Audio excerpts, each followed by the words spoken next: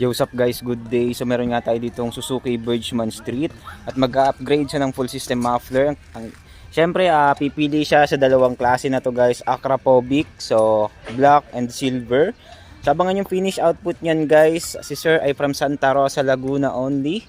So dumayo siya dito sa Marjo Accessories and Mufflers. Nakita niya lang tayo sa YouTube sa ating mga vlog. So ayan, at isa yung shop natin sa naging choice niya para magpalit ng muffler. So ito guys yung muffler ni sir. Ilang taon na to sir? 3 years. So after 3 years guys, ano nangyari sa kanyang stock muffler? So ayan, nabakla siya guys. So ayan guys. Ayan, 3 years. Meron na siyang biyak dito. Next, meron pa yan dito. Ayan oh, meron pa dito guys oh, biyak na oh. And then dito, meron pa daw yung 3 butas dyan. So guys, after 3 years, so sa mga naka Bergman Street, wag naman sana